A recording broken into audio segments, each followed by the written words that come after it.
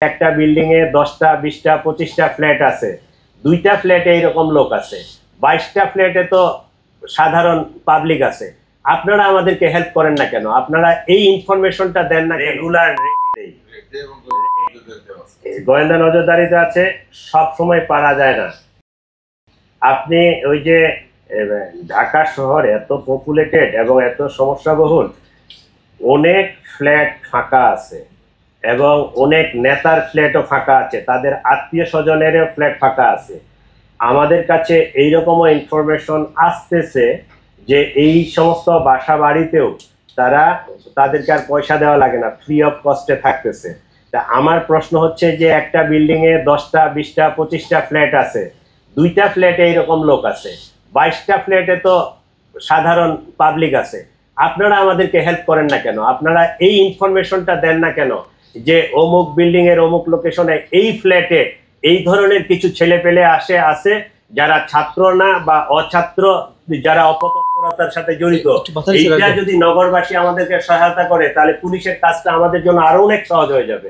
এইটা আপনাদের মাধ্যমে আমি পুরা ডিএমপি যারা এই যে বিভিন্ন ফ্ল্যাটে বাড়িতে আমরা রেসিডেন্সিয়াল এরিয়াগুলোতে বসবাস করি, তাদেরকে আমি রিকোয়েস্ট করব আপনারা এই তথ্যগুলো আমাদেরকে পুলিশকে দিবেন। আমরা আপনাদের পরিচয় 100% গোপন রাখবো, আমরা কখনো ডিসক্লোজ করব না। আপনারা এখন তো মোবাইলের যুগ আসছে, হোয়াটসঅ্যাপে মেসেজ করতে পারেন, আমাদের নাম্বারগুলো কিন্তু অ্যাভেলেবেল, ইভেন ইন্টারনেটেও অ্যাভেলেবেল। আমাদেরকে হোয়াটসঅ্যাপে মেসেজ করবেন বা হোয়াটসঅ্যাপ কলে জানাবেন, আমাদেরকে এই তথ্যগুলো দিবে, তাহলে আমরা ইফেক্টিভলি এটা আরো কাট ডাউন করতে পারবো। আমরা কিছু পাচ্ছি না, আমাদের চেষ্টা অব্যাহত আছে। ওই লুট হওয়া এবং অবৈধ অস্ত্র উদ্ধারের তৎপরতা আমরা এটা কার্যক্রম চালাচ্ছি, এটা কোনোটাই বন্ধ নাই।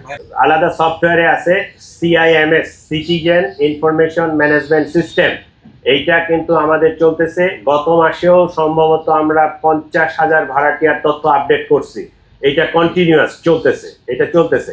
যারা অ্যারেস্ট হয়েছে তাদেরকে তো আমরা ইন্টারোগেট করছি, তাদের কথায় এই জিনিসগুলো উঠে আসছে এবং তারা অনেকেই স্বীকার করছে যে এরা কিন্তু পয়সার বিনিময়ে আসছে, ওদেরকে পে করা হয়। ঠিক আছে, ওই লাইনে আমাদের কাজ চলতেছে এবং কাজ করতেছি আমরা।